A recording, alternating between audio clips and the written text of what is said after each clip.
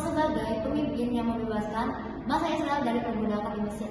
Nah, di balik kisahnya yang menarik dan terkenal ini, masih ada fakta unik juga yang jarang diketahui oleh kebanyakan orang. Mulai bagaimana dia dapat bertahan di ancaman Firaun, lalu bagaimana pengaruh dan perannya dalam bangsa Israel, ataupun apakah ada fakta sejarah atau bukti sejarah yang mendukung keberadaannya. Nah, semua pertanyaan ini akan kita bahas dalam video ini secara mendalam. Siap menyaksikannya? Let's go! Seperti yang kita tahu, Musa adalah tokoh yang paling sentral dan paling terkenal di Alkitab di Perjanjian Lama. Berikut ini kita akan menyaksikan kelahiran dan masa kecil Musa. Cek itu. Musa lahir di tengah situasi yang sangat sulit bagi bangsa Israel. Pada masa itu, bangsa Israel telah hidup di Mesir selama ratusan tahun dan jumlah mereka semakin bertambah. Firaun, yang takut jika bangsa Israel semakin kuat dan berpotensi memberontak, mengeluarkan perintah kejam untuk membunuh semua bayi laki-laki Ibrani yang baru lahir. Keputusan ini bertujuan untuk mengendalikan populasi mereka dan memastikan bahwa bangsa Israel tetap berada dalam kendali Mesir. Namun, ibu Musa, Yokhebed, tidak rela menyerahkan anaknya kepada kematian. Dengan penuh iman dan keberanian, ia menyembunyikan Musa selama 3 bulan. Namun, ketika ia menyadari bahwa semakin sulit menyembunyikan bayinya, ia membuat keputusan yang sangat berisiko. Dengan hati-hati, ia menempatkan Musa dalam sebuah keranjang yang terbuat dari papirus dan melapisinya dengan ter untuk mencegah air masuk. Kemudian, ia menghanyutkan keranjang itu di Sungai Nil, berharap agar anaknya ditemukan oleh seseorang yang akan menyelamatkannya. Tuhan bekerja dengan cara yang ajaib. Keranjang yang berisi Musa hanyut di sungai hingga akhirnya ditemukan oleh putri Firaun yang sedang mandi di tepian sungai.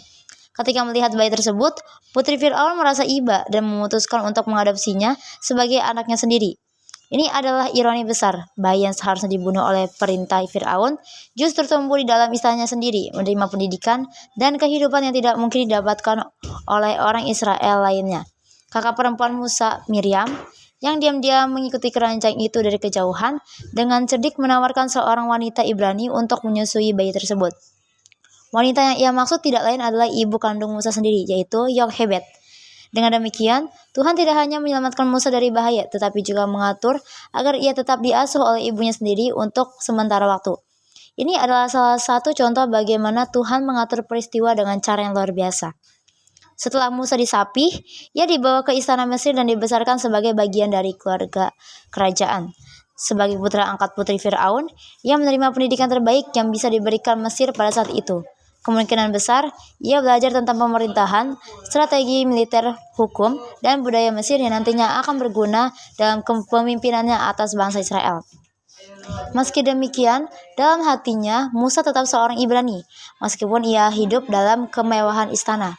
Ketika beranjak dewasa, Musa mulai menyadari penderitaan bangsanya. Meskipun ia adalah bagian dari istana Mesir, ia tidak bisa menutup mata terhadap ketidakadilan yang dia alami oleh bangsa Israel.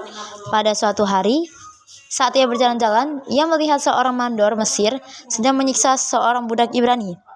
Dipenuhi dengan kemarahan dan rasa keadilan, Musa secara spontan membunuh mandor Mesir tersebut.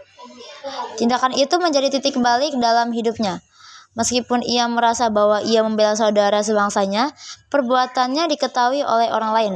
Keesokan harinya, ketika ia mencoba melerai pertengkaran antara dua orang Ibrani, salah satu dari mereka bertanya, "Apakah engkau akan membunuhku seperti yang kau lakukan terhadap orang Mesir itu?" Musa pun sadar bahwa perbuatannya telah diketahui dan akan membahayakan hidupnya. Ketakutan Musa terbukti benar. Firaun mendengar tentang insiden itu dan berusaha untuk membunuhnya. Tidak punya pilihan lain, Musa melarikan diri dari Mesir dan menuju tanah Midian, sebuah wilayah yang jauh dari jangkauan Firaun. Ia meninggalkan semua kenyamanan dan statusnya sebagai anggota kerajaan, memasuki kehidupan baru yang sangat berbeda dari sebelumnya. Di Midian, Musa bertemu dengan seorang imam yang bernama Yitro atau Rehuel yang memiliki beberapa anak perempuan. Suatu hari, Musa membantu anak-anak perempuan Yitro dengan menolong mereka dari para pengembala yang mengusir mereka dari sumur. Karena kebaikannya, Yitro mengundangnya ke rumahnya dan kemudian memberikan salah satu putrinya, Zipora, untuk dinikahi oleh Musa. Kehidupan Musa di Midian jauh lebih sederhana dibandingkan dengan kehidupannya di istana Mesir. Ia menjadi seorang penggembala, pekerjaan yang sangat bertolak belakang dengan latar belakangnya sebagai pangeran Mesir. Namun, masa ini menjadi waktu pembentukan bagi Musa, di mana ia belajar kerendahan hati dan kesabaran, sesuatu yang akan sangat ia butuhkan dalam tugas besar yang akan datang. Musa tinggal di Midian selama bertahun-tahun menjalani kehidupan yang tampaknya tenang dan jauh dari gejolak yang ia alami sebelumnya. Namun, Tuhan masih memiliki rencana besar baginya. Sementara itu, bangsa Israel di Mesir terus menderita di bawah perbudakan yang semakin berat. Mereka berseru kepada Tuhan, meminta kelepasan, dan Tuhan mendengar seruan mereka. Suatu hari, saat sedang mengembalakan domba di Gunung Horeb, Musa mengalami peristiwa yang akan mengubah hidupnya selamanya. Ia melihat semak duri yang terbakar, tetapi anehnya, semak itu tidak hangus. Ketika ia mendekat untuk melihat lebih jelas, Tuhan berbicara kepadanya dari dalam api, memanggil namanya, Musa, Musa. Tuhan kemudian memberi Musa tugas besar, kembali ke Mesir dan membebaskan bangsa Israel dari perbudakan.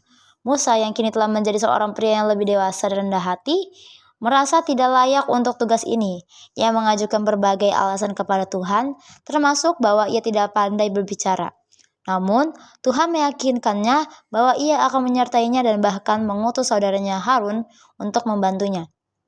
Peristiwa ini menandai awal dari perjalanan luar biasa Musa sebagai pemimpin bangsa Israel, dari seorang pangeran yang menjadi buronan, lalu menjadi gembala, dan akhirnya dipilih oleh Tuhan untuk membebaskan bangsanya. Kisah Musa menunjukkan bahwa Tuhan bekerja melalui cara-cara yang tidak terduga untuk menjalankan rencananya. Dengan panggilan Tuhan yang jelas, Musa bersiap kembali ke Mesir, tempat yang pernah ia tinggalkan dengan ketakutan. Namun kali ini, ia tidak kembali sebagai seorang pelarian, melainkan sebagai utusan Tuhan yang membawa pesan kelepasan bagi umatnya. Perjalanan baru Musa dimulai, dan sejarah besar akan segera terukir. Selanjutnya kita akan masuk bukti keberadaan Musa internal dan eksternal cipta.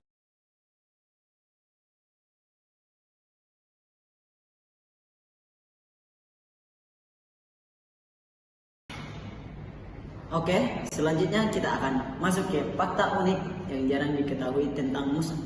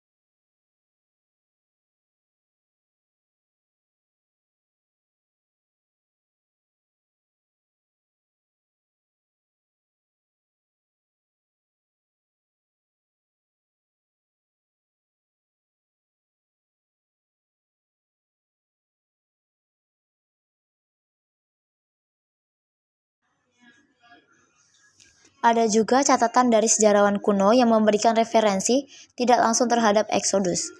Maneto, seorang sejarawan Mesir pada abad ketiga sebelum Masehi, menulis tentang sekelompok orang asing yang diusir dari Mesir dan akhirnya menetap di wilayah lain.